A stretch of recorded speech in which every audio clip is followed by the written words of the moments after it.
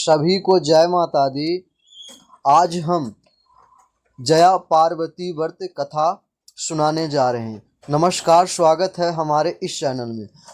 आइए कथा को प्रारंभ करते हैं। सबसे पहले हम जया पार्वती व्रत का विधि विधान जान लेते हैं। तो प्रतिवर्ष आषाढ़ शुक्ल त्रयोदशी के दिन विशेष व्रत किया जाता है, जिसे जया पार्वती व्रत अथवा विजया पार्वती व्रत के नाम से भी जाना जाता है। यह मालवा क्षेत्र का एक लोकप्रिय पर्व है और बहुत से गणगौरा, हरतालिका, मंगला गौरी और सौभाग्य सुंदरी व्रत की तरह करते हैं, पूजते हैं, मानते हैं। इसी व्रत से माता पार्वती प्रसन्न किया जा सकता है।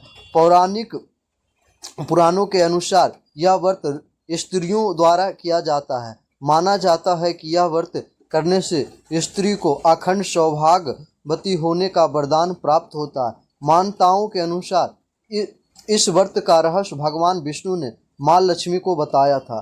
कहीं इसे सिर्फ एक दिन और कहीं इसे 5 दिन तक मनाया जाता है। बालू की रेत का हाथी बनाकर उन पर 5 प्रकार का फल फूल और प्रसाद चढ़ाया जाता है। आषाढ़ शुक्ल त्रयोदशी के दिन ब्रह्म मुहूर्त में उठकर सभी कर्मों से निवृत्त होकर स्नान करें। तत्पश्चात व्रत का संकल्प करके माता पार्वती का स्मरण करें। घर के मंदिर में शिव पार्वती की मूर्ति या तस्वीर स्थापित करें। फिर शिव पार्वती को कुमकुम, शतपत्र, कस्तूरी, अष्टगंधा और फूल चढ़ाकर पूजे। तत् ऋषु फल तथा नारियल, अनार व अन्य सामग्री अर्पित करें। अब विधि विधान से पूजन करें। माता पार्वती का स्मरण कर स्तुति करें। फिर माँ पार्वती का ध्यान लगाकर सुख, सौभाग्य और गृह शांति के लिए सच्चे मन से प्रार्थना करके अपने द्वारा हुई गई गलतियां को क्षमा मांगे। तत्पश्चात कथा स्मरण करें। कथा के बाद आरती करके पूजन संपन्न करें। अब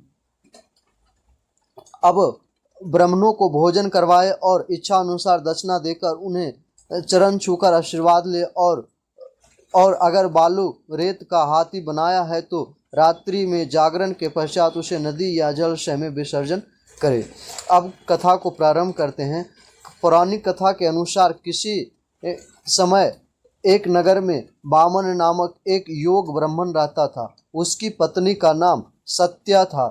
उनके घर में किसी प्रकार का कोई कमी नहीं थी, लेकिन उनके यहाँ संतान नहीं थी। उन्होंने बहुत से कोशिश किया पर संतान नहीं हुआ। वो बहुत दुखी रहते थे। एक दिन नारद जी उसके घर पधारे। उन्होंने नारद जी से खूब सेवा की और अपनी समस्या का समाधान पूछा। तब नारद जी ने उन्हें बताया कि तुम्हारे नगर में बाहर जो वन है उसके दक्षिण भाग में बिल्व वृक्ष के नीचे भगवान शिव माता पार्वती के साथ लिंग रूप में विराजित है। उनकी पूजा करने से तुम्हारी मनोकामना अवश्य ही पूर्ण होगी। तब ब्राह्मण दानपति ने उस शिवलिंग के ढूंढकर उसी विधि विधान से पूजा अर्चना की। इस प्रकार से पूजन करने के कर्म चलता रहा और वह 5 वर्ष तक बीत गया। एक दिन जब ब्राह्मण पूजा करने के लिए फूल तोड़ने गया था, तभी उसे सांप ने काट लिया और वहाँ वही जंगल में फिर गिरा। ब्राह्मण जब काफी देर तक घर नहीं लौटा तो उसकी पत्नी उसे ढूंढती आई। पति के इस हालत में देखकर वह रोने लगी और वन देवता व माता पार्वती का स्मरण किया। ब्राह्मणी की पुकार सुनकर वन देवता और माँ पार्वती चली आई और ब्राह्मण के मुख में अमृत डाल दिया, जिससे कि वह ब्राह्मण उठ बैठा।